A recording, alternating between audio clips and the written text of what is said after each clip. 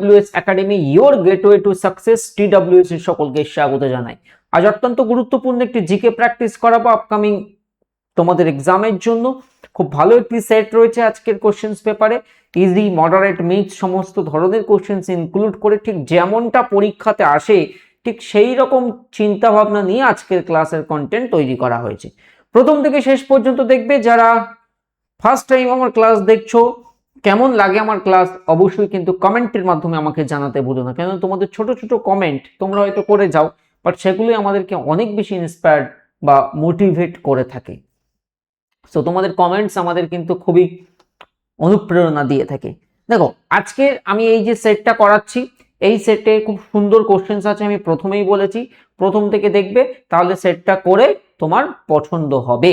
তো একদম সরাসরি প্রথম প্রশ্ন স্ক্রিনে আসছে। তার আগে সবাই কমেন্টে করো সাউন্ড অডিও ভিডিও ঠিক আছে কিনা। দেখো, আমাদের প্রথম প্রশ্ন আসছে স্ক্রিনে, এই দেখো কি প্রশ্ন দিয়েছে, সবাই দেখতে পাচ্ছ তো? অল ওকে? হ্যাঁ।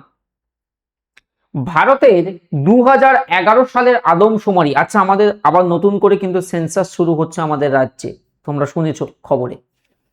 সো ভারতের 2011 সালের আদমশুমারি বা সেন্সাস অনুযায়ী কতটি রাজ্যের জনসংখ্যা 10 লক্ষের কম ছিল? 10 lakhs-এর কম এই রকম জনসংখ্যা আমরা কতগুলো রাজ্যে দেখে থাকবো?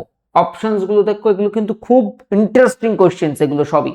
2টি শূন্য, যে একটা রাজ্য নয়, আর একটা একটি, আর একটা হচ্ছে 3টি। বলে তা ভালো, কি হবে সঠিক উত্তর এই প্রশ্নে? একজনের উত্তর এসছে, বাকিরাও কমেন্টের মাধ্যমে চটপট জানিয়ে দাও সঠিক উত্তর কি হচ্ছে। 10 লক্ষের কম। দেখো, এই টপিকটা অসুবিধা হলে আমার থেকে ফাউন্ডেশন ক্লাসটা দেখে নেবে, ফাউন্ডেশনে আমি এই চ্যাপ্টারটা খুব ভালো করে বুঝিয়েছি। সঠিক উত্তর হচ্ছে অনলি একটি রাজ্য, অপশন নাম্বার বি হচ্ছে কারেক্ট অ্যান্সার। অভিজিৎ, তুমি ঠিক দিয়েছো সঠিক উত্তর। দেখো, 2011 সালের আদমশুমারি অনুসারে যদি সিকিমের জনসংখ্যা দেখি, মনে রেখে দেবে জনবহুল আর জনবিরল, এই দুটো টার্ম মাথায় রেখে দেবে, কম্পিটিটিভ এক্সামে এই দুটো টার্ম খুব ইম্পর্টেন্ট। একটি হলো জনবহুল রাজ্য, আরেকটি রাজ্যের নাম হচ্ছে জনবিরল রাজ্য। কি বললাম? এই দুটো টার্ম মাথায় রেখে দেবে, জনবিরল আর জনবহুল। জনবহুল বললে ইউপির জনসংখ্যা সব থেকে বেশি। জনবিরল বললে মনে রেখে দেব সিকিম। সিকিম হচ্ছে ভারতের প্রথম অর্গানিক স্টেট, মনে থাকবে।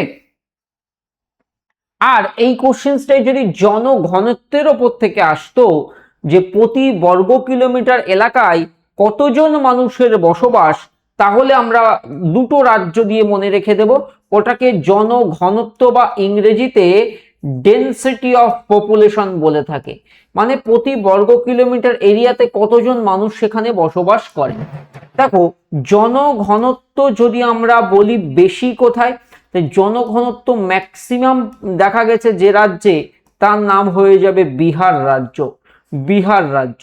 জনঘনত্ব আমরা মিনিমাম কোথায় দেখব? জনঘনত্ব আমাদের সব থেকে কম যেটা দেখেছি অরুণাচল প্রদেশ। কতজন জানো?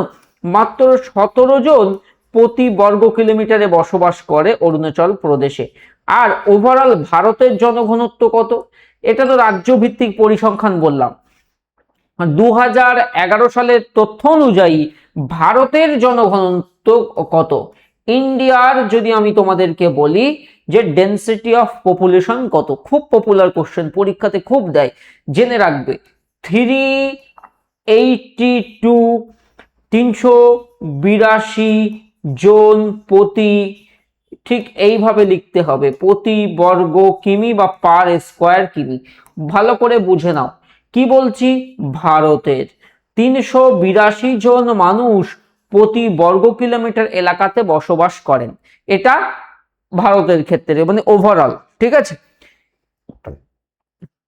এই ছোট ছোট ইনফরমেশন গুলো কিন্তু দরকার। দ্বিতীয় কোশ্চেন, আজকে খুব ইন্টারেস্টিং কোশ্চেন আছে, আমি আবারও রিপিট করছি, আমি এর আগের যে ক্লাস করেছিলাম অনেকে পারোনি, তাই না? আজকে আমি তোমাদের জন্য কোশ্চেন সেই রকম ভাবে এনেছি। বলে ফেলো, নিচের কোন বাদ্যযন্ত্রটি সাধারণত রাজস্থানী লোকসঙ্গীতের সাথে যুক্ত? তবলা, মোরচং, সানাই নাকি ঢোলক? রাজস্থানী লোকসঙ্গীতের সঙ্গে যুক্ত, এক্ষেত্রে সঠিক উত্তর হচ্ছে মোরচং। দেখো মোরচং হলো এই রাজস্থানেরই কিন্তু একটা ঐতিহ্যবাহী এই তোমার জোয়াহার্প, ঠিক আছে, চোয়াল যুক্ত বাদ্যযন্ত্র, লোহা বা পিতলের তৈরি, দাঁতের মাঝে রেখে আঙুল দিয়ে বাজানো হয়ে থাকে এই বাদ্যযন্ত্র। এটা একটা বিশেষ বাদ্যযন্ত্র বা ইকুইপমেন্ট যা কিনা রাজস্থানী লোকসঙ্গীতের সাথে খুব বিখ্যাত।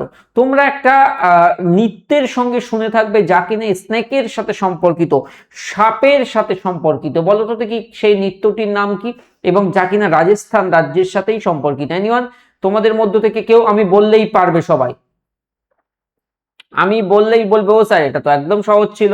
কোন নৃত্যের কথা আমি বলছি? কালবেলিয়া নৃত্য, একদমই সঠিক উত্তর। এটা জেনে রাখবে রাজস্থানের কিন্তু বিখ্যাত একটা লোকনৃত্য হচ্ছে এটা, ঠিক আছে। এটা ইউনেস্কো দ্বারা স্বীকৃত একটা ইনটেনজিবল কালচারাল হেরিটেজের তালিকাভুক্ত এই ডান্সটি, যেটা হচ্ছে সাপুরে বা কালবেলিয়া সম্প্রদায় দ্বারা এটা পরিবেশিত হয়ে থাকে। তাহলে কালবেলিয়া ডান্স কোথাকার? রাজস্থানের। আমি কি লিখে দেব? এটা জেনে রাখবে, খুব ফেমাস,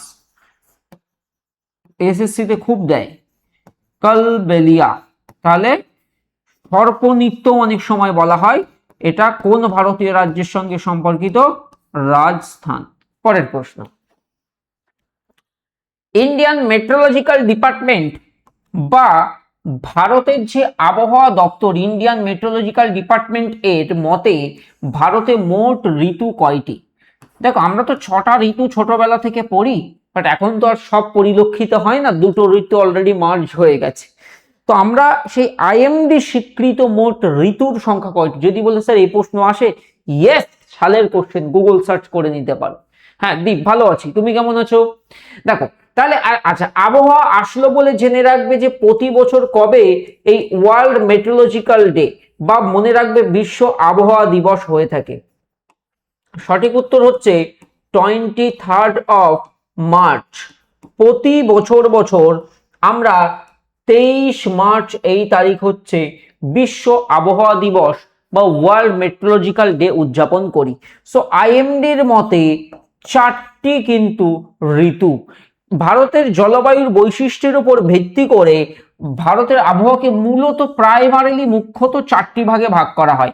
একটা শীতকাল বলা হচ্ছে, এটা সময়কালটা ইম্পর্টেন্ট, পরীক্ষাতে দেয় সেন্ট্রাল এক্সামে। শীতকাল যেটা জানুয়ারি থেকে ফেব্রুয়ারি। আচ্ছা, প্রাক মৌসুমী, মৌসুমী মানে যেটাকে আমরা গ্রীষ্মকাল বলি, প্রাক মৌসুমী, কারণ মৌসুমী বায়ুর আগমন হয়ে যাবে মানে বর্ষাকাল হয়ে যাবে, মৌসুমী বায়ুর আগমন ঘটে যাবে মানে বর্ষাকাল ঘটে যাবে। আর প্রাক মৌসুমী যে সময়কালটা বলা হয়, প্রাক মৌসুমী, মৌসুমী বায়ুর আগমনের আগের কালটা, সেটা হচ্ছে মার্চ মাস থেকে মে মাস। আর তারপরে রইল দক্ষিণ পশ্চিম মৌসুমী বায়ুর আগমন কাল বা যেটা বর্ষাকাল, জুন থেকে সেপ্টেম্বর। এখন চলছে বর্ষাকাল। আর একটা বলছে মৌসুমী বায়ুর প্রত্যাবর্তন কাল, মৌসুমী বায়ু ফিরে যাচ্ছে, মৌসুমী বায়ু বিকাশ ক্লাসে ফোকাস করে, মৌসুমী বায়ু ফিরে যাচ্ছে, সেই যে সময়কালটাকে আমরা শরৎকাল, অক্টোবর থেকে ডিসেম্বর বলে থাকি। খুব খুব ইম্পর্টেন্ট। কোন কোন পরীক্ষায় এই ধরনের কোশ্চেন গুলো দেয়? এসএসসি রেলে মনে রেখে দেবে, সব থেকে বেশি এই টাইপের কোশ্চেন দেয়। তোমরা গ্রুপ ডি পরীক্ষা দিচ্ছ? কে কার কার আছে গ্রুপ ডি এখানে বলো? পরেরটা করো।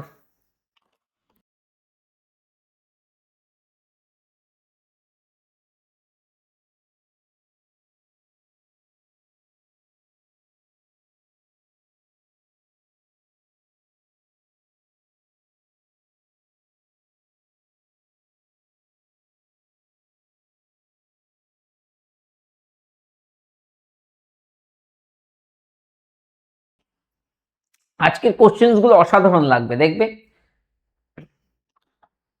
মপিন উৎসব ভারতের কোন রাজ্যে উদযাপিত হয়? এটা একটা ফেস্টিভ্যাল যার নাম হচ্ছে মপিন ফেস্টিভ্যাল।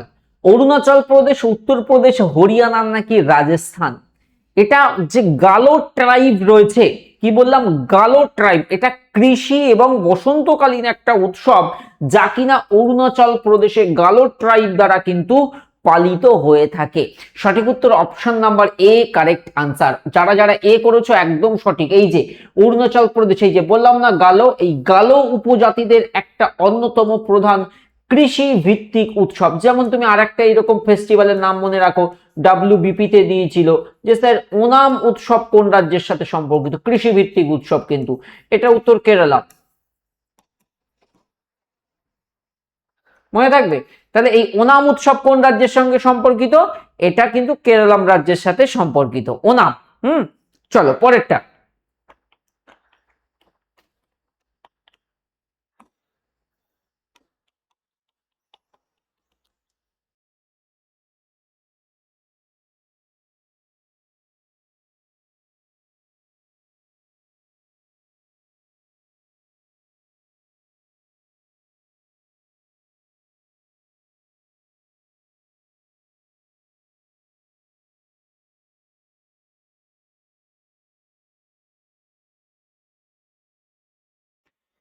দেখো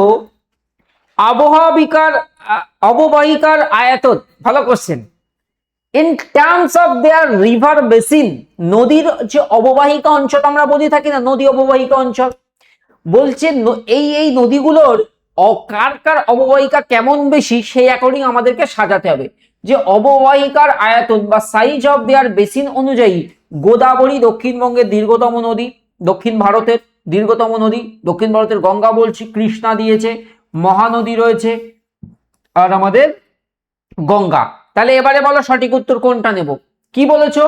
সাথী বলেছে এ, বিকাশ বলেছে সি, হাসিরুল বলেছে সি, দীপ বলেছে সি।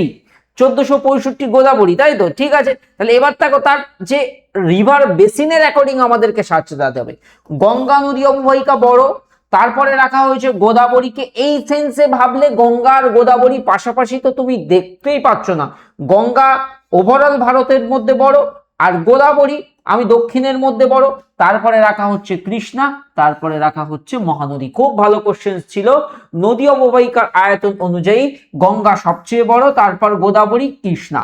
আর গঙ্গার যে অববাহিকা, গঙ্গা যে রিভার বেসিন, এটা কিন্তু ভারতের মধ্যে বৃহত্তম, মনে রাখতে হবে। আর গোদাবরী হলো দক্ষিণ ভারতের বৃহত্তম অববাহিকা। আমি যে কথা বলছিলাম যে একটা ওভারঅল ভারতের ভাববো, আর একটা আমি ভাববো ওভারঅল দক্ষিণ ভারতের ভাববো, তাহলে এই উত্তরটা কাছে একদম। খুব ভালো কোশ্চেন ছিল কিন্তু সোনালি স্যার, ঠিক হয়েছে, আর ভেরি গুড গার্ড। চলো পরের প্রশ্ন। পরের প্রশ্ন এসে গেছে, অ্যান্সার করো, চটপট অ্যান্সার করো পরের প্রশ্ন স্ক্রিনে।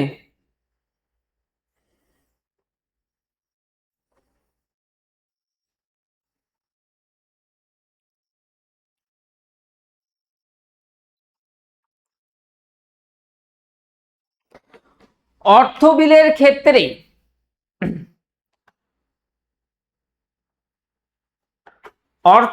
ক্ষেত্রে সংসদের কোন কক্ষের সবচেয়ে বেশি ক্ষমতা রয়েছে? দেখো সবার প্রথমে এখান থেকে আমরা কি জানবো? ডেফিনেশন অফ মানি বিল।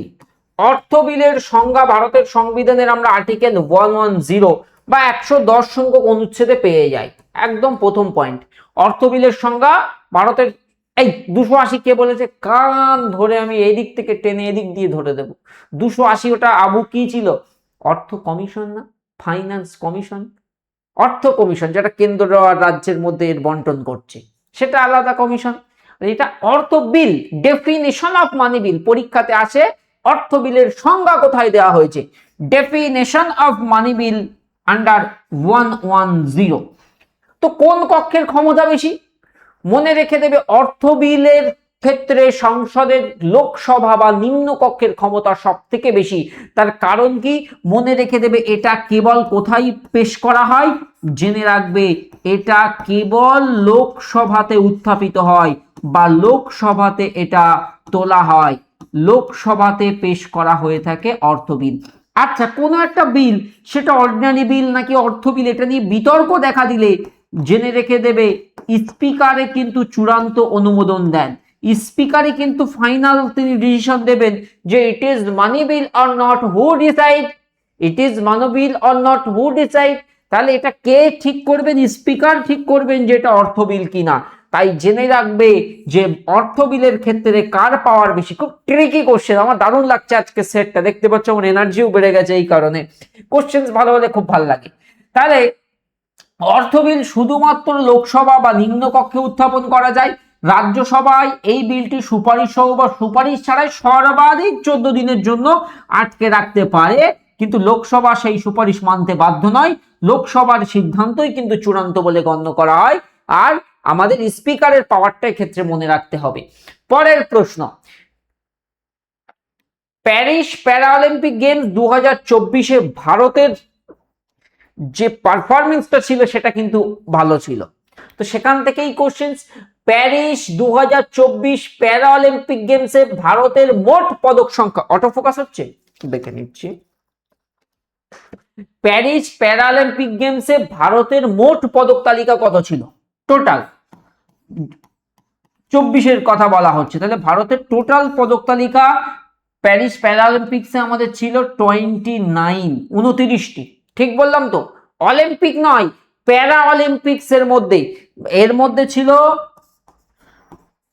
7টা, 9টা আর 13টা।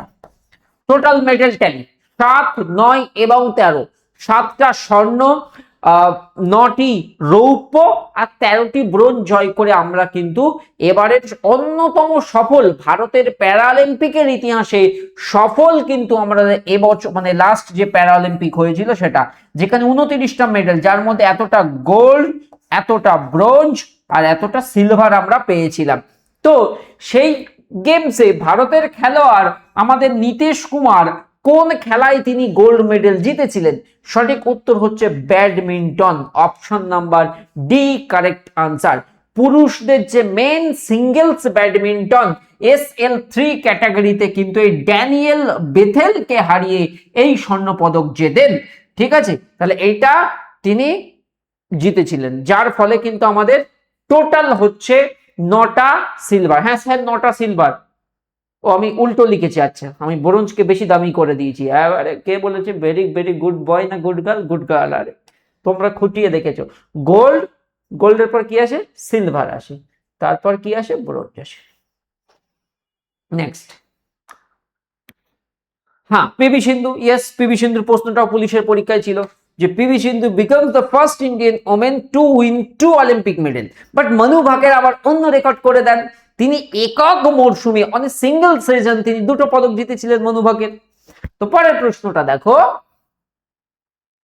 ভারতীয় জাতীয় কংগ্রেসের প্রথম ভারতীয় মহিলা সভাপতি কে হয়েছিলেন? জাতীয় কংগ্রেস যেটা 1885 1885-তে হয়েছিল, প্রথম ভারতীয়, আবার প্রথম মহিলা এবং ভারতীয় মহিলার কথা বলেছে, তাই আমরা জেনে রাখবো সরোজিনী নাইডু। বিশেষত এই 1925-এর সেশন কোথায় হয়েছিল? খুব ফেমাস সেশন, নাম হচ্ছে কানপুর সেশন, কানপুর অধিবেশন, জেনে থাকবে 1925-এর কানপুর অধিবেশন। সরোজিনী নাইডু একদম জাতীয় কংগ্রেসের প্রথম ভারতীয় মহিলা সভাপতি হিসাবে কিন্তু তিনি নির্বাচিত হন। তাকে নাইটেঙ্গেল অফ ইন্ডিয়া বলা হয়ে থাকে, তাকে নাইটেঙ্গেল অফ ইন্ডিয়া বলা হয়ে থাকে। আর অ্যানি বসন্ত হচ্ছে প্রথম মহিলা, বাট ওভারঅল প্রথম মহিলা যিনি 1917 সালে কংগ্রেসের কলকাতা অধিবেশনের সভাপতি হয়েছিলেন। দেখো এটা একদম সহজ প্রশ্ন আমি জানি, বাট শুধু এইটা যাতে গুলিয়ে না যায় একবার দেখে নেবে। ঠিক আছে, ক্লিয়ার? গুড। আরে হাসমত তুমিও এসছো, ভেরি গুড বয়। চলো পরেরটা, নীতি আয়োগের চেয়ারপারসন কে? NITI Aayog, national institution for transforming India Aayog, বা যে নীতি আয়োগ যা পূর্বতন প্ল্যানিং কমিশনকে রিপ্লেস করে আমরা দেখেছি 2015 সালের 1 জানুয়ারি এই নীতি আয়োগের সূচনা হয়েছিল। নীতি আয়োগের সূচনা তাহলে কবে হয়? 2015 সালের 1 জানুয়ারি। নীতি আয়োগ কিন্তু সঠিক উত্তর হবে প্রাইম মিনিস্টার পদাধিকার বলে নীতি আয়োগের চেয়ারম্যান হয়ে থাকেন। এটা কিন্তু ভারত সরকারের থিঙ্ক ট্যাঙ্ক, এইটা দিয়ে এমসিকিউ হয়। ঠিক আছে, যেমন একটা কোশ্চেন আসে যে কাকে বলে ব্যাংকার্স ব্যাংক, দেখেছো এই কোশ্চেনটা? পপুলার কোশ্চেন, যে কাকে বলে ব্যাংকার্স ব্যাংক? বিবি। সঠিক উত্তর তখন আমরা কি বলি না আরবিআই কে বলি আমরা ব্যাংকার্স ব্যাংক। ঠিক আছে, এই জন্য এই প্রশ্নটা ইম্পর্টেন্ট। ভারতের প্রধানমন্ত্রী এক্স অফিসিও মানে পদাধিকার বলে তিনি কিন্তু এই নীতি আয়োগের চেয়ারম্যান হয়ে আছেন। বর্তমানে কেউ বলতে পারবে তোমাদের মধ্য থেকে বর্তমানে নীতি আয়োগের সিইও এবং ভাইস চেয়ারম্যান কে আছেন বর্তমানে? কারণ রিসেন্টলি চেঞ্জ হয়েছেন, এই জন্যই তোমাদেরকে জিজ্ঞাসা করছি।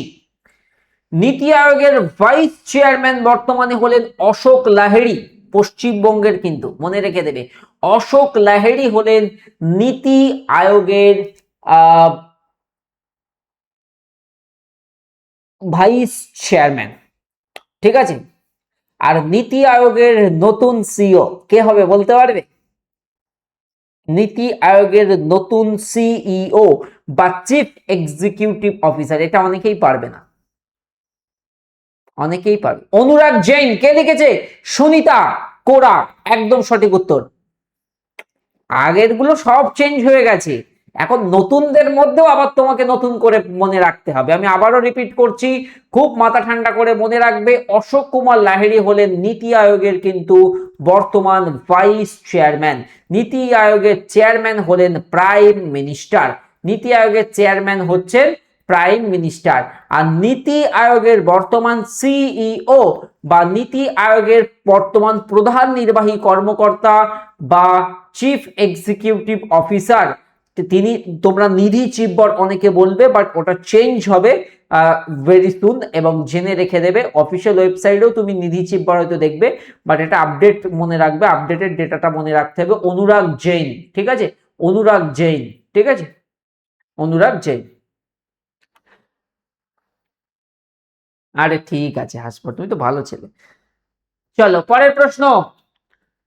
ভারতের রাষ্ট্রপতি দ্বারা, ওই দিন হাসপত রেজাল্টের জন্য আমি, কারণ ওইদিকে অনেক ছেলে মেয়ে ছিল, সো যতটা সম্ভব আমি ওটাকে আরো বেশি প্রমোট করা যায় আমি করেছি। আমরা ওই দিন 3 টাইমস বা 4 টাইমস পুরো এন্টায়ার ভিডিওর মধ্যে খেয়াল করবে রেজাল্ট দিয়ে আমরা, এবং ছেলে মেয়েদের যে এটা আমাদের যে ছেলেটা টপ করেছিল ওকে দিয়ে আমি দুইবার বলতে দিয়েছি যে বলো তোমার কি ফিলিং হয় যে রেজাল্ট দেয় না এর জন্য, এবং সব শেষে একদম একবার রিকোয়েস্ট করা আছে সরকারের কাছে যে প্লিজ আমাদের এটা দিন। ইয়েস, হ্যাঁ, অশোক লাহিড়ী সুমন কে বেরিকে সাকসিড করছে। সোমনাথ, একদম ভেরি গুড।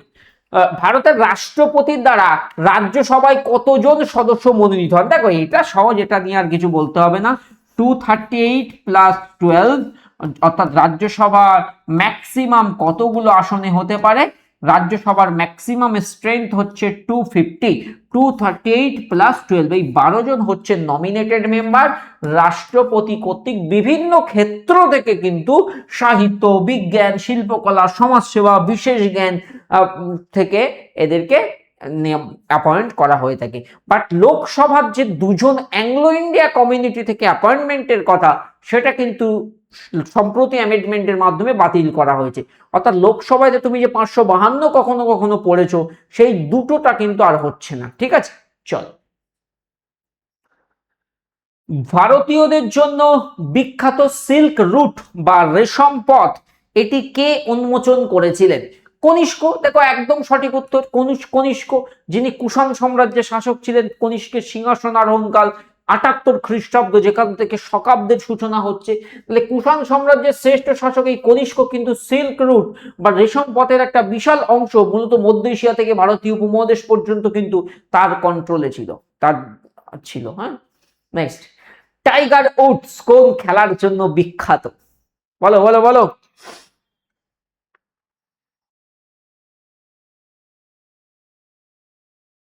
অনুরাগ জৈনের এই আপডেটটা একদম লেটেস্ট, বুঝতে পেরেছো? আই থিঙ্ক 2 বছরের জন্য, পরবর্তী 2 বছরের জন্য তাকে নতুন সিইও হিসেবে অনুমোদন করা হয়, একদম রিসেন্ট, এই জন্য অনেকে ওটা জানো না, এখনো নিধি চিপ পরে আছে। চলো আমরা অ্যান্সার করি। সঠিক উত্তর কি হচ্ছে? সঠিক উত্তর হচ্ছে golf, option number C. Tiger Woods হচ্ছেন একজন আমেরিকান পেশাদার গলফার, এবং যাকে সর্বকালের শ্রেষ্ঠ গলফার হিসেবে কিন্তু বিবেচনা করা হয়ে থাকে। Option number C correct answer, golf. ভালো কোশ্চেন এটা। এটা অসাধারণ কোশ্চেন, অনেকবার এসছে ডাইরেক্ট PYQ, অসাধারণ কোশ্চেন। বলো, বলছে Leander Paes and Mahesh Bhupathi. Arabul sir static জিকেতে দেখবে এইগুলো তোমাদের ভেঙে ভেঙে পড়ায়। তো লিন্ডার পেজ অ্যান্ড মহেশ ভূপতি 1999 সালে দুটি ডাবলস গ্র্যান্ড স্ল্যাম জিতেছেন, সেগুলো কি কি ছিল? 104তম constitutional amendment, Anglo India community বাদ। হ্যাঁ, very good, very good.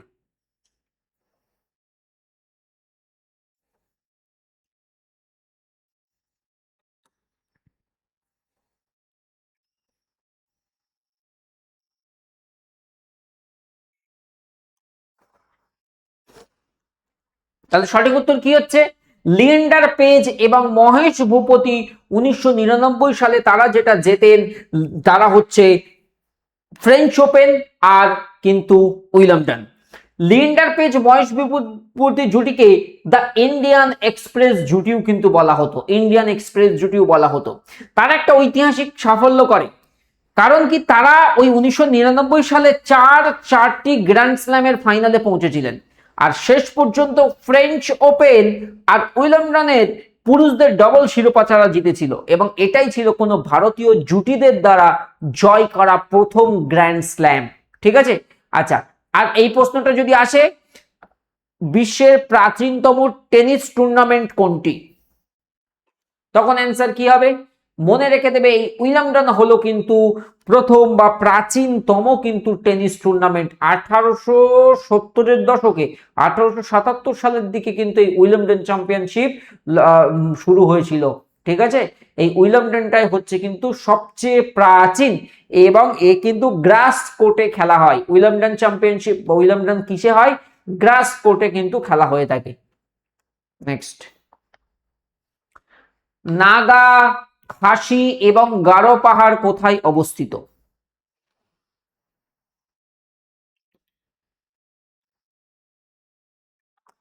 Naga, খাসি এবং গারো পাহাড় কোথায় অবস্থিত? পূর্বাচল, কারাকোরাম, জস্কর, হিমালয়। এতগুলো যেতে হবে না, এগুলো উত্তর পূর্ব ভারতের মধ্যে মেনলি অবস্থিত। তো এদের মধ্যে পূর্বাচল, একদম পূর্বাচল পর্বতমালা, এটাই হচ্ছে সঠিক উত্তর। Option number A. এটা বুঝতে পেরেছো তো? বাকি অপশনে আমার যাওয়াই হবে না। মূলত উত্তর পূর্ব অঞ্চলে অবস্থিত যে পূর্বাচল রেঞ্জ আমাদের, তার মধ্যে অবস্থিত। ঠিক আছে, মেঘালয় মালভূমির অন্তর্গত এগুলো অনেকটা আছে। পরের প্রশ্ন, অন ইউর স্ক্রিন।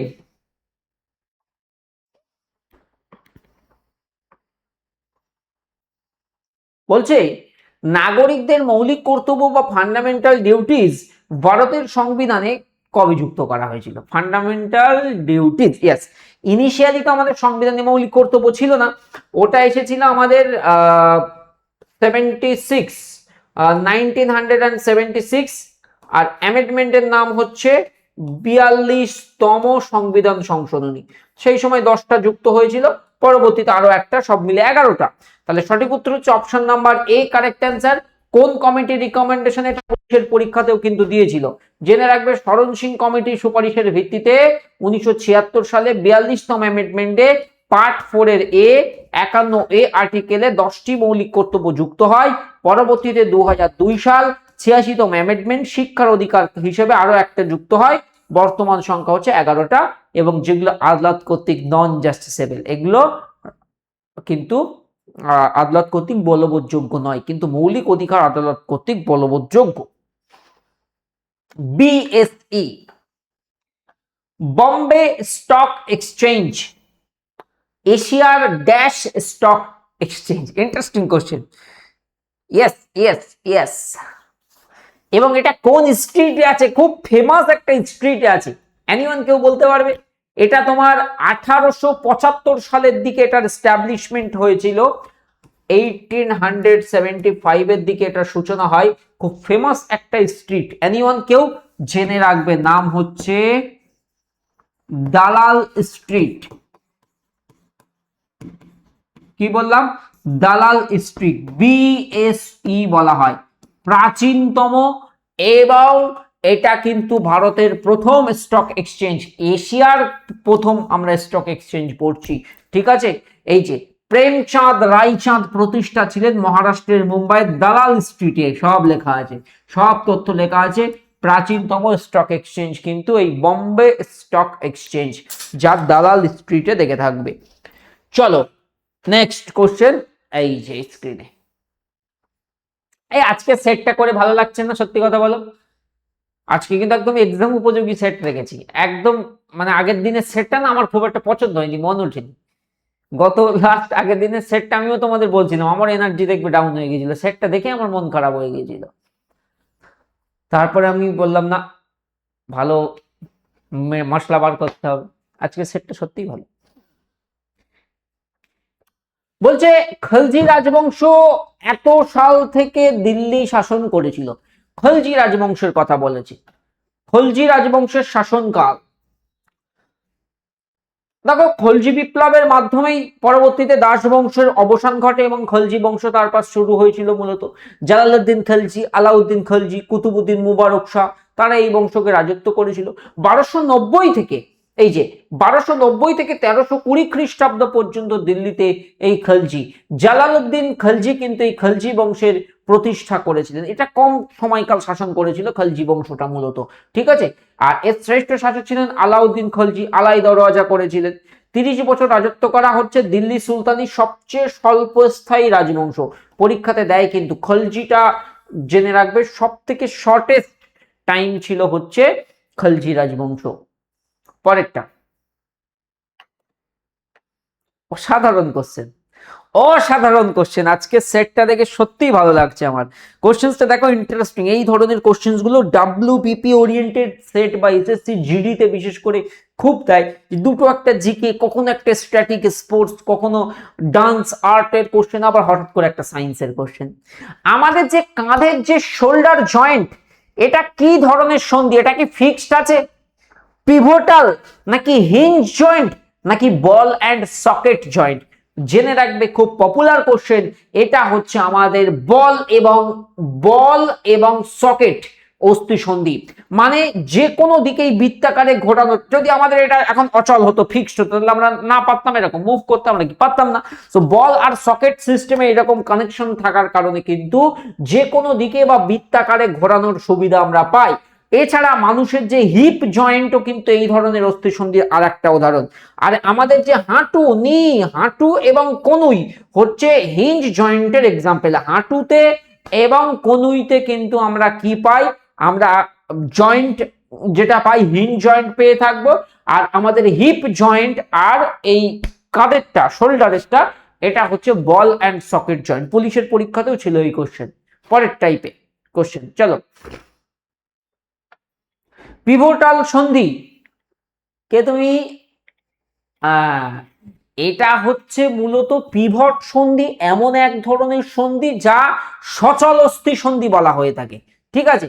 আমাদের এই যে মাথার ঘাড়ের এই অংশ, এটা যে প্রথম আর দ্বিতীয় যে কশেরুকর যে সংযোগস্থল, হাতের রেডিয়াস আর আলনা যেখানে গিয়ে কাজ করে, সেখানে এই ধরনের, মানে একটা অস্থিসন্ধি হাড়কে একটা নির্দিষ্ট স্পেসিফিক অক্ষের চারপাশে ঘোরাতে বা সাহায্য করে, সেটা হচ্ছে পিভোটালের মধ্যে। তুমি মানে যে কোনো একটা অ্যাক্সিস বরাবর সেই ধরনের সন্ধি ঘোরে, এবং আমাদের রেডিয়াস আর আলনার সংযোগে কিন্তু এই সন্ধিতের অবস্থান রয়েছে। জেনে রাখবে। সৃজা, ওয়েলকাম। তাহলে পরিপাকতন্ত্রের কোন অংশ যকৃৎ মানে লিভার আর প্যানক্রিয়াস মানে অগ্নাশয় থেকে ক্ষরণ গ্রহণ করে? পরিপাকতন্ত্রের কোন অংশ, মানে বৃহদন্ত্র, লার্জ ইন্টেস্টাইন, পাকস্থলী, পিত্তাশয় নাকি ক্ষুদ্রান্ত, যা যকৃৎ এবং অগ্নাশয় থেকে ক্ষরণ গ্রহণ করে? ইন্টারেস্টিং। আশিরুল, আমাকে জিজ্ঞেস করলে সব হবে? দেখো, খাদ্যের যে সম্পূর্ণ পরিপাকের জন্য ক্ষুদ্রান্তের প্রথম অংশ ডিওডিনাম যকৃৎ থেকে যে পিত্তরস এবং অগ্নাশয় থেকে যে প্যানক্রিয়েটিক জুস বা অগ্নাশয় রস গ্রহণ করে, ক্ষুদ্রান্তেই কিন্তু খাদ্যের পরিপাক সম্পূর্ণ হয়। এই জন্যই কোশ্চেন ছিল যে আমাদের পরিপাকতন্ত্রের কোন অংশ? আমাদের পরিপাকতন্ত্রের ক্ষুদ্রান্ত। এই ক্ষুদ্রান্ত কি করে? যকৃৎ এবং অগ্নাশয় থেকে ক্ষরণ গ্রহণ করে। যকৃৎ থেকে কি আসছে? যকৃৎ থেকে পিত্তরস আসছে, আর অগ্নাশয় থেকে আসছে অগ্নাশয় রস। এই দুটো ক্ষুদ্রান্ত গ্রহণ করে এবং ক্ষুদ্রান্তেই কিন্তু খাদ্যের পরিপাক সম্পূর্ণ হয় এবং সেখান থেকে যে যে পুষ্টিরসগুলো আসে সেই পুষ্টিরসগুলো আমাদের শরীরের মধ্যে চলে যায়। বোঝা গেল? সহজ কনসেপ্ট, ইন্টারেস্টিং কোশ্চেন ছিল, এটা না বুঝতে পারলে এক্সাম সেন্টারে একদম প্যানিক হয়ে যাবে। দীপ চলো, আমাদের এদিনের ইভেন্টে ছিল এই ক্লাসের কেউ আছো?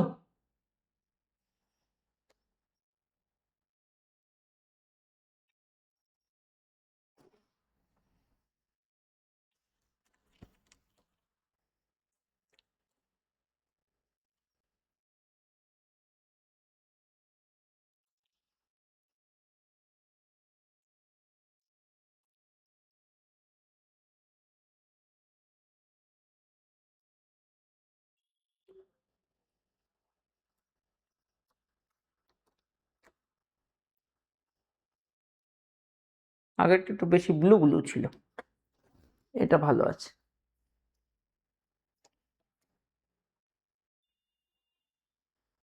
এটা ভালো লাগছে না, এটা অ্যাকচুয়াল রিয়েল কালার লাগছে, আগেরটা একটু বেশি ব্লু ব্লু হয়ে গিয়েছিল। খুব ভালো সেট আপ হয়েছে।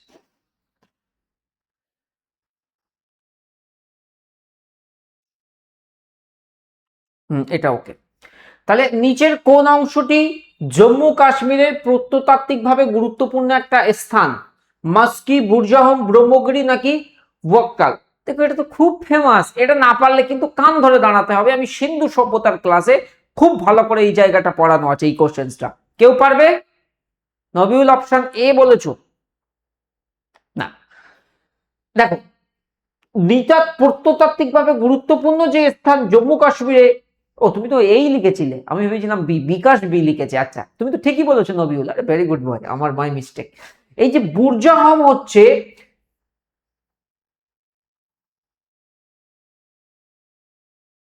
বলি এগেন মাই মিস্টেক।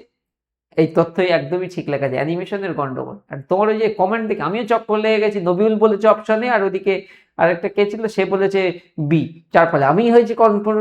বুরজাহম এটা সিন্ধু সভ্যতার ক্লাসে খুব ভালো করে পড়ানো, এটা একটা নিওলিথিক বা প্রত্নতাত্ত্বিক সাইট। হ্যাঁ, এটা আমাদের সিন্ধু সভ্যতার প্রথম ক্লাসেই করা। বুরজাহম জম্মু কাশ্মীর নব্যপ্রস্তর যুগীয় প্রত্নতাত্ত্বিক স্থান বা একটা নিওলিথিক সাইট, এটাকে বলা হয়ে থাকে বুরজাহম আর্কিওলজিক্যাল সাইট, আমাদের বলা হয়ে থাকে বুরজাহম আর্কিওলজিক্যাল সাইট। এখানে সব থেকে বেশি ইম্পর্টেন্ট কি দেখা যায় বলতো? পিট ডুয়েলিং বলা হয়ে থাকে। এইটা এসএসসি তে দিয়েছিল, পিট ডুয়েলিং, এই টার্মটা লিখে রাখতে পারো, এটা পরীক্ষাতে দেয়, এটাই বুরজাহমে দেখা গিয়েছিল। পিট ডুয়েলিং হচ্ছে কি জিনিস? মানে মাটির নিচে গর্ত খুঁড়ে তৈরি ছোটখাটো বাসস্থান, তাকে আমরা এই পিট ডুয়েলিং আমরা বলে থাকি। ঠিক আছে, এটা কিন্তু এই জায়গায় পাওয়া গিয়েছিল। ঠিক আছে, তাহলে সঠিক উত্তর কি? অপশন নাম্বার বি করতে হবে, এটার আমার কারেক্ট অ্যান্সার। আমিও কনফিউজড হয়ে গেছিলাম, দারুণ কোশ্চেন ছিল এটা। নেক্সট, বিশ্ব বাণিজ্য সংস্থা, কারণ ওটা অপশনে বুরজাহম ছিল আর একটা ছিল মাস্কি। দেখো পরেরটা করো। মাস্কি আমাদের সেই এর জন্য বিখ্যাত, অশোকের শিলালিপির জন্য আমরা খুব ফেমাস দেখে থাকি না, মাস্কি অশোকের শিলালিপি সাউথে। বিশ্ব বাণিজ্য সংস্থা বা ওয়ার্ল্ড ট্রেড অর্গানাইজেশন, ভালো কোশ্চেন। বিশ্ব বাণিজ্য সংস্থা কবে প্রতিষ্ঠিত হয়েছিল? দেখো তখন এটার নাম ছিল পূর্বসূত্তর গ্যাট, GATT, এই নামে প্রতিষ্ঠিত হয়। সেই সেন্সে আমরা 1995 করে আসলে নম্বর পেয়ে যাব। Option number C correct answer. এই যে general agreement on tariff and trade, এর পরিবর্তে বিশ্ব বাণিজ্য সংস্থা WTO আত্মপ্রকাশ করে। সুইজারল্যান্ডের জেনেভাতে কিন্তু এটা প্রতিষ্ঠিত রয়েছে। তাহলে এর পূর্বসূরি সংস্থা হচ্ছে গ্যাট, আর আমাদের এই হিসেবে আত্মপ্রকাশ করে WTO world trade organization, Geneva, Switzerland. Ornithology কি নিয়ে আলোচনা করে? অর্নিথোলজি কি স্টাডি অফ ফিশ, সরীসৃপ আর উভচর প্রাণীর অধ্যয়ন, পোকামাকড়ের অধ্যয়ন, নাকি পাখিদের অধ্যয়ন? কাদের অধ্যয়নকে আমরা বলে থাকি অর্নিথোলজি। অর্নিথোলজি হচ্ছে আমাদের পাখি, বার্ডস। সঠিক উত্তর হচ্ছে option number D, correct answer. মূলত পাখিদের স্বভাব, তাদের প্রজনন, জীবনযাত্রা সম্পর্কে যে বৈজ্ঞানিক স্টাডি, তা হচ্ছে অর্নিথোলজি। আর ভারতের বার্ডম্যান অফ ইন্ডিয়া কাকে বলে? সেলিম আলী। সেলিম আলীকে ভারতের বার্ডম্যান কিন্তু বলা হয়ে থাকে, সেলিম আলী। নিচের কোন রাজ্যে কয়লার সর্বোচ্চ সঞ্চয় রয়েছে? ভারতের কোন রাজ্যে কয়লার সর্বোচ্চ সঞ্চয় রয়েছে? সঞ্চয় মিন্স রিজার্ভ আমাদের রয়েছে, সর্বোচ্চ মজুদ রয়েছে, এভাবেও কোশ্চেনটা আসে। খুব ক্লোজ অপশন দেখো, ছত্তিশগড়, ওড়িশা, ঝাড়খণ্ড। তুমি ভাববে কি, তারপরে বলে ইভেন ওয়েস্ট বেঙ্গল। ওয়েস্ট বেঙ্গলে মনে রেখে দেবে, বা পশ্চিমবঙ্গে বা ভারতে যে ধরনের কয়লা সবচেয়ে বেশি পাওয়া যায় তা হলো বিটুমিনাস জাতীয় কয়লা। লিগনাইটকে আমরা ব্রাউন কোল বলে থাকি। লিগনাইটকে আমরা কি বলে থাকি? ব্রাউন কোল। মানে আমরা কি বলে থাকি? বাদামি কয়লা। কাকে বলে থাকি? লিগনাইটকে আমরা বলে থাকি। তো সঠিক উত্তরের ক্ষেত্রে ঝাড়খণ্ড হচ্ছে আমাদের রাইট আনসার, ঝাড়খণ্ড। তাহলে মনে রেখে দেবে, ঝাড়খণ্ড আমরা নাম্বার 1-এ ভাববো, তারপরে ভাববো ওড়িশা, তারপর ভাববো ছত্তিশগড়। ঝাড়খণ্ডের মধ্যে ঝরিয়া, বোকারো, ধানবাদ এই অঞ্চল কিন্তু এই কয়লা খনির জন্য অত্যন্ত অত্যন্ত ফেমাস রয়েছে। ঝরিয়া, বোকারো, ধানবাদ এই যে বেল্ট, সেটা বেশি ইম্পর্টেন্ট। ঠিক আছে, নেক্সট। দ্য গোল্ডেন থ্রেশহোল্ড এই বইটির রচয়িতাকে? বাহ, হোয়াট এ সেট! আবার একটা বুকসেরও কোশ্চেন, কোনো জায়গার খামতি নেই এই সেটটাতে। দ্য গোল্ডেন থ্রেশহোল্ড বইটির রচয়িতা কে ছিলেন? ডক্টর রাজেন্দ্র প্রসাদ, জওহরলাল নেহেরু, সরোজিনী নাইডু, নাকি জে এ ভুট্টো? জেড এ ভুট্টো। সঠিক উত্তর কি? The golden threshold. Anyone? Interesting question. প্রত্যেকে কমেন্ট এনগেজিং হওয়া চাই তোমাদের। সঠিক উত্তর এই প্রশ্নের জন্য হচ্ছে আমাদের 1905 সালে প্রকাশিত সরোজিনী নাইডুর লেখা কিন্তু গোল্ডেন থ্রেশহোল্ড। এটা তার কবিতার সংকলন। তাকে কিন্তু ভারতের নাইটাঙ্গেল, তার যে প্রতিভার জন্য তাকে কিন্তু দ্য নাইটাঙ্গেল অফ ইন্ডিয়া বা ভারত কোকিলা উপাধি দেওয়া হয়েছিল। স্বাধীনতার ইতিহাসে তিনি ছিলেন ভারতবর্ষের কোন রাজ্যের প্রথম মহিলা রাজ্যপাল। আর পশ্চিমবঙ্গের প্রথম মহিলা রাজ্যপাল ছিলেন পদ্মজা নাইডু। আর সরোজিনী নাইডু উত্তরপ্রদেশ রাজ্যে হয়েছিলেন ভারতবর্ষের কিনা কোন রাজ্যের প্রথম মহিলা রাজ্যপাল? সরোজিনী নাইডু। পরের প্রশ্ন, দারুণ কোশ্চেন। রঘুবংশম এবং কুমার সম্ভব এই মহাকাব্য দুটি কার রচনা? বলো, রঘুবংশম এবং যে কুমার সম্ভব, এটা কার রচনা? খুব ভালো কোশ্চেন। আমরা চোখ বন্ধ করে বলবো কালিদাস, অপশন নাম্বার সি। মহাকবি কালিদাস। মহাকবি কালিদাস ছিলেন শ্রেষ্ঠ সংস্কৃত কবি এবং নাট্যকার। গুপ্ত যুগে, তিনি কোন যুগে সবচেয়ে বেশি ইম্পর্টেন্ট মনে রাখবে? গুপ্ত যুগে দ্বিতীয় চন্দ্রগুপ্তের রাজসভা নবরত্ন, নজন যে গুণী ব্যক্তিরা থাকতো তার মধ্যে অন্যতম। মূলত অভিজ্ঞান শকুন্তলা, মেঘদূতম, তারপরে মালবিকম, ভেরি ভেরি ইম্পর্টেন্ট। পরের প্রশ্ন, নিচের কোনটি বেকিং সোডার উপাদান নয়? বেকিং সোডা, খাবার সোডা যাকে আমরা বলে থাকি, সোডিয়াম বাইকার্বনেট আমরা বলে থাকি।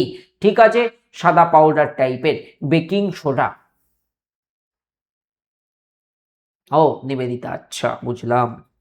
দেখো তাহলে এই যে আমরা পাউরুটি দেখি না, ফুলে এত বড় হয়ে যায়, হ্যাঁ, কেক এইসব জায়গায় কিন্তু ব্যবহার করে থাকে, বিভিন্ন বিস্কুটে। সঠিক উত্তর হচ্ছে ক্যালসিয়াম। দেখো, বেকিং সোডার রাসায়নিক নাম হচ্ছে কি? Sodium bicarbonate. বেকিং সোডার রাসায়নিক নাম কি? সোডিয়াম বাইকার্বনেট আমরা বলে থাকি। NaHCO3। এখান থেকে বোঝাই যাচ্ছে কি আছে, Na মানে সোডিয়াম, Na, তারপরে কি হাইড্রোজেন, কার্বন, অক্সিজেন, অর্থাৎ এতে আমরা ক্যালসিয়াম কিন্তু থাকে না, তাই তো? তাই সঠিক উত্তর ক্যালসিয়াম Ca। পলাশির যুদ্ধের পর কাকে বাংলার নবাব করা হয়েছিল? পলাশির যুদ্ধ এর পর কাকে বাংলার নবাব করা হয়েছিল, এটা হচ্ছে কোশ্চেন। আর পলাশির যুদ্ধ কবে হয়েছিল? পরীক্ষাতে আসে 1757 সাল, তারিখ হচ্ছে 23 জুন। 1757 সালের 23শে জুন হয়েছিল দ্য ব্যাটেল অফ পালাসি। এই পালাসির যুদ্ধের পর যাকে করা হয়েছিল তিনি হচ্ছেন মীর জাফর, তাই তো। এই জুনে রবার্ট ক্লাইভের নেতৃত্বাধীন ব্রিটিশ ইস্ট ইন্ডিয়া কোম্পানি এবং বাংলার নবাব সিরাজউদ্দৌলার মধ্যে এই পলাশির যুদ্ধ হয়। মীর জাফর কি করেছিল? বিশ্বাসঘাতকতা করেছিল। সিরাজউদ্দৌলা পরাজিত হন, ইংরেজরা মীর জাফরকে বাংলার পুতুল নবাব হিসেবে কিন্তু সিংহাসনে বসান, মানে নামে তারা শাসন করছে, তাকে পুতুল নবাব করে দিয়েছিল। কারণ এই যুদ্ধের মাধ্যমে ব্রিটিশ শাসন কিন্তু আস্তে আস্তে তারা আরো শক্ত ভিত করে ফেলে। গণপরিষদ কবে ভারতের সংবিধান গ্রহণ করেছিল? Constituent assembly. গণপরিষদ কবে ভারতের সংবিধান অ্যাডপ্টেশনের ডেট? দেখো, একটা গৃহীত তারিখ আর একটা কার্যকর হওয়ার তারিখ। গ্রহণ আগে করবে, পরে কার্যকর হবে। 1949 সালে গ্রহণ, তাই সঠিক উত্তর এইটাই কারেক্ট অ্যান্সার। কার্যকর এই 1950 সালে আমাদের কার্যকর হয়েছিল, 1950 সালে সংবিধান কার্যকর হয়েছিল, আর ওটা গ্রহণের তারিখ একদম সেটাই বলা আছে, এর বাইরে কিচ্ছু আসবে না। আর রচনা করতে মোট সময় লেগেছিল 2 বছর 11 মাস 18 দিন, বা প্রায় 3 বছর, মনে রেখে দেবে। আর সংবিধান দিবস হচ্ছে এই কারণে 26শে নভেম্বর, বা ন্যাশনাল ল ডেও বলা হতো। উদ্ভিদ কলার কোন অংশের মাধ্যমে এক্সচেঞ্জ অফ গ্যাসের আদান প্রদান ঘটে থাকে? উদ্ভিদ কলার কোন অংশের মাধ্যমে গ্যাসীয় আদান প্রদান ঘটে? তো স্টোমাটা, একদম সঠিক উত্তর। পত্ররন্ধ্র বা যে স্টোমাটা হলো পাতার, এরকম বিভিন্ন পাতার আমরা এইরকম দেখবো উপরিভাগে বা নিচের দিকে থাকা ছোট ছোট ছোট ছোট ছিদ্র, যা কিনা মূলত রক্ষী কোষ দ্বারা বেষ্টিত থাকে। সালোক সংশ্লেষের সময় হোক বা শ্বসন কার্যের সময় কার্বন ডাই অক্সাইডকে তারা বাতাস থেকে গ্রহণ করে, আর তার স্বরূপ মানে তার ফলস্বরূপ আমাদেরকে অক্সিজেন বাতাসে ফিরিয়ে দেয়। এই যে পত্ররন্ধ্র হচ্ছে কারেক্ট অ্যান্সার। পত্ররন্ধ্রের মাধ্যমেই তো আদান প্রদানটা ঘটে, স্টোমাটা বলে। মোট আয়তন, টোটাল ল্যান্ড এরিয়ার দিক থেকে বিশ্বের বৃহত্তম দেশগুলোর তালিকায় ভারতের স্থান কত? খুব ভালো প্রশ্ন। টোটাল এরিয়া, আমরা বলি না বিশ্বের এই সপ্তম বৃহত্তম দেশ আমার দেশ, তাহলে আমাদের দেশ হচ্ছে সপ্তম বড় দেশ। Option number D correct answer. 32 লক্ষ, এই যে 87,000 যে বর্গ কিলোমিটার আয়তন আমরা বলি, যা মোট স্থলভাগের প্রায় 2.4%। এটা কিন্তু খুব দেয়, কত শতাংশ ভারতের অন্তর্গত। দেখো, রাশিয়া টপে বসে আছে, তারপরে কানাডা আছে, ইউএসএ, চীন, ব্রাজিল, অস্ট্রেলিয়া, এই ক্রম আমরা মনে রাখবো। আর ভারত হচ্ছে সপ্তম বৃহত্তম দেশ, সব থেকে বড় মনে রেখে দেবো Russia. Thank you, and that's all for today. I hope আজকের ক্লাস ভালো লেগেছে। ভালো লেগে থাকলে কিন্তু কমেন্টের মাধ্যমে আমাকে জানাতে বলবে না। Thank you so much for watching. Thank you so much. এরকম ভালো ভালো সেট আবার দেবো। দেখো, যাদের বেসিক ক্লিয়ার হয়ে যাচ্ছে, আমি কোনোদিন তোমাদেরকে মানে সঠিক গাইড ছাড়া আমি দিই না। যাদের বেসিক চ্যাপ্টার ভিত্তিক পড়া ডান, চ্যাপ্টার ভিত্তিক পড়া মানে কি, বেসিক ডান মানে আমি কি বোঝাতে চাইছি, যার থিওরি পার্ট কমপ্লিট, অল সাবজেক্টের থিওরি ভালো করে পড়েছো, তুমি এখন কি করবে? তুমি করবে হচ্ছে প্র্যাকটিস, হ্যাঁ, প্র্যাকটিস আর কুইক রিভিশন। এর বাইরে তোমার আর কিছু করতে হবে না। এবারে সরকার নোটিফিকেশন দিক, সেই নোটিফিকেশন আসলেই তুমি ফর্ম ফিল আপ করবে এবং পরীক্ষা দেবে। যাদের এই বেসিক ডান মানে আমি এইটা বোঝাতে চাইছি, যার বেসিক ডান না, তুমি কি করবে? Foundation batch. কারণ 4টে এমসিকিউ পারলাম মানে পরীক্ষাতে পারবো, এটা কিন্তু গ্যারান্টি দেওয়া যাবে না। বাট তুমি ফাউন্ডেশন করলে সেটা নিশ্চিত থাকবে, যেখানে তুমি থিওরি পড়বে, ফাউন্ডেশন করতে করতে তুমি এমসিকিউস পড়বে, এবং মোস্ট ইম্পর্টেন্টলি এই থিওরিটা হবে চ্যাপ্টার ভিত্তিক। মানে তুমি হিস্ট্রি পড়ছো, একটা দিয়েই বোঝাই, হিস্ট্রির মধ্যে কতগুলো ভাগ করে দেবো দেখবে। এই হিস্ট্রির মধ্যে তুমি পাবে অ্যানসিয়েন্ট মানে প্রাচীন, তার মধ্যে মিডিয়াভাল, তারপরে মডার্ন, ন্যাশনাল মুভমেন্ট।